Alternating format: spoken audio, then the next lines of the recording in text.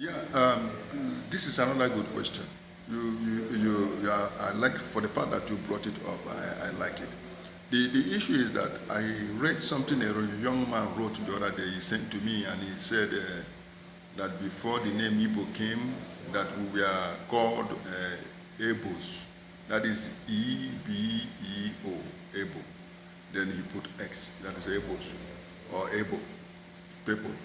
Now, I told him, I say, an average African man knows that the Africans, even till date, we do not answer names that has no significant meaning in our life. So, if the Igbos actually were Igbos, Igbo must have meant something great in Igbo language. So I told him, I said, give me the meaning of Igbo in Igbo language. Once you give me the meaning, if it's significant, I won't argue with you. And up to date, he has not brought up any meaning. I just told him to shut his mouth and listen to those that will teach him. Now, the Igbo, because the question you said, who are the Igbos? Now, the name Igbo, let's get it right. The name Igbo came from the word Bo, Ndi, Bo. Bo in Igbo language means ancient people, right? I want you to understand this. Bo in Igbo language means ancient people. Now, with time, it moved from Ndibo, which is the ancient people, to Ndi Igbo, which is still the same thing. And then from Ndibo, then people cut it short to Igbo people. Now, it was when the British man, or whoever they are, the white man came to the land of Africa and met these people, and they were trying to pronounce their names. They called us so many names. They called us Onyibo, Oyibo, that is Onyibo. They called us Hebos. They called us Ebos, depending on who is calling and who is pronouncing. Just like as English language or English words are difficult for our people to pronounce, so was this Igbo word difficult for them to pronounce. But they had the sound, and they will always pronounce something that sounds like it. You understand? So our name did not transform from Ebo to Igbo. No, it has been Igbo from the beginning. A white man cannot just come from wherever he comes from and then give us the meaning of our name. You see, the problem is that many of our people, especially those who have been in this program of the white man, because what they call education is actually a program. It's a system that keeps you in a program. Now, those who have gone through this program, many of them have been reading so much of these white people's lies. And then when you want to talk to them and tell them the truth, they tend to, they draw reference or confirmation from these people's lies. How can somebody that colonized you, took away your life, took away your identity, then write something that will make you discover that identity? This is pure madness. For a man to believe that somebody that lied to you about almost everything can still, you are still using his write-ups. Why will he tell you something that is true? What they don't understand is that these white people wrote based on their own understanding of who we are. And you cannot allow yourself to be judged by somebody's conception of who you are. It is you that knows yourself, you know your history. We are Igbos, we are never Ebos or whatever they call themselves. It was even from the name Igbo that the word Hebrew came about. It is also by the misconception or misinterpretation of these same white people. So they now come up with the name Hebrew. So but we understand that the Igbos are the Igbos. And the same confusion has been going on because we have a lot of people scattered all over the globe, both in the land of Africa, both also in outside Africa. We have a lot of them scattered. These are Igbos, but for the fact that over time they themselves has been, they have passed through so many activities that have denied them that identity. Now people are confused about their origin, their root. So what do? They tend to hang on and hold on to something that they don't know. So whatever it is that they don't know, they tend to push it off. So the only thing they hang on to is what they actually know. what has been taught them, what they have read from books. And most of these books won't tell you the truth. So this is the issue. This is where we are now. A lot of people, you see somebody who is not even, who has no Igbo root, will come and want to tell you how the word Igbo came. He wants to tell you your culture and your history. This is madness. People just read up something or they Google something in the internet and they come up and they feel they found the truth and they want to say it out. It's absurd. Yeah, I think it's another part of the problem because, like I mentioned earlier, there are a lot of Igbos. I wouldn't use the word Hebrew. Let me use the word Igbo. That is what we are. There are a lot of Igbos scattered all over the globe. Especially the worst part is that those who are in America. You see, some of them have tried to trace their root back to the present-day state of Israel. And the funny thing is that they don't know that that place has been, what we say, created for deception because it does not exist. The state of Israel does not exist. The Israelites, Hebrew Israelites, have nothing to do with that place. There is no Jerusalem there. The only Jerusalem, where they call Jerusalem, which is not actually Jerusalem, it is Jerusalem, is in present-day Igbo land, a place called Owerri. Now you see people, our own sons and daughters, because their forefathers were sold into slavery. They now think that they are tracing their route back to Middle East, which have nothing to do with the Hebrew Israelites. The Hebrew Israelites are the Igbos. This is a misinterpretation of name. These are the chosen people, the people that were called Homo Aboro or Ham. And then we settled where we settled because when we left Egypt, and another thing I want to correct is that they are brothers because the Egyptians were they were all one people. Even those who were living in Egypt then, who were actually part of this same trade, are still also in Igbo land. They call them Ibuku. You understand? Ibuku. So what are we saying? What we are saying is that what the white man has given you, the histories and stories that you read, whether you read it from the Bible or you read it from their recorded version, these things are lies to misdirect you, to pollute your focus. And that is why people are rushing to these present-day Israelites.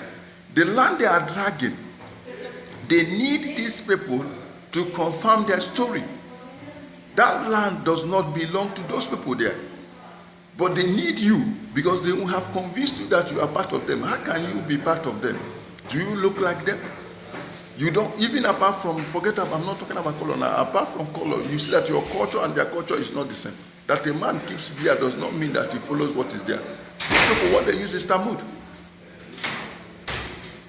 So we need to understand that the present day Israel, the present day state of Israel has absolutely nothing or little to do with our history. They had to put that place in the scripture, and they also had to put most of their concept in the scripture so that you yourself would think that they are part of it. Those things we are set up. We are not part of it. The Holy Land is still where it is, and that is where we have settled. In the present day Igbo land. That is the Holy Land. Can't you ask yourself a question? The only place in the whole planet of Earth that there is no natural disaster except human-created crisis, and which this our white brothers and sisters are championing, is Africa. That is the only place you don't hear of natural disaster like powerful earthquakes. You don't hear natural disaster like tsunami. You understand? It's in Africa. The present day Africa, I like I said, I hate using the word Africa, but it is in that continent that you see that nature is in harmony with those living in it. The only harm that comes to us are the ones we create, we human beings, we create in that land. Nature is in harmony with us. That is a place that you can walk with barefoot. You pull off your shirt and you have, the weather is good. Everything about it, vegetation is there. there is enough land. Not that people are not planting crops. There is enough land to grow your crops. Nature is in harmony with humanity. And that is to show you that is the only holy land. There is no other holy land. I've traveled around the world. There is no other place who have that kind of sweet harmony between nature and humanity. Why are people deceiving themselves? So there is nothing we have. The true Israelites have nothing to do with the present day state of Israel. And let our brothers in America, let them stop deceiving themselves. The Holy Land, whether you want to run away from Africans or not, that is your problem. But the Holy Land you are looking for, if you're actually looking for Holy Land, it's in Africa. It's not in the state of Israel. Whether it was from Africa before, no, it's not what I'm saying. That is in the center of the present day Africa. It's in West Africa, that Holy Land you are looking for. That is it. If you want to believe it, believe it. If you don't want to believe it, keep deceiving yourself. You will find out at the end of the day that the Holy Land you are talking about is in present day Africa. Yes, I understand what you're saying, and that is what we are trying to do. I mean, we are trying to create awareness, but we have a format, we have a plan. We want to engage in our activities in schools, especially universities and some higher institutions. We want them to give us platforms so that we can be able to reach out to our own people. The youths are those that are supposed to know the truth. We want to impart this truth. We want to make them understand who they are. And the more we create the awareness, at least half of the solution, half of the problem is solved. So this is what we want to do. We want to take our time. We want to create awareness. We want to make people understand that this is who they are and not what they told them that they are. We want to bring out the truth out there. And we want to also talk with community leaders, especially the white man created warrant chiefs, whom we call aces today, but because we know it was not in our tradition. So we want to really talk to them. We also want to ensure them and let them know that actually from findings and research we've been able to discover the truth. So these are the things we want to engage in, especially this year. And most of us who have written books, like I have a book that will be coming out soon, which is called The Igbos. Now, I started from what we find out as the genesis of the whole thing, and I came to the present, and I also try to, define what I see as the future. So what the future holds for us is something big and something wonderful. But we have to know the truth, because if we don't know the truth, the foundation will be faulty. And we don't want to make mistakes that our forefathers made, because we are dealing with the people that are crafty. You have to know what you are saying.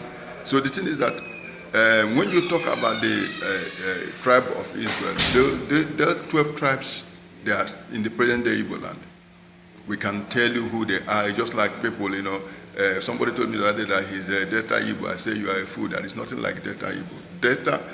The people from Delta State, all of them are Igbos. I'm not more Igbo than them. They are Igbos.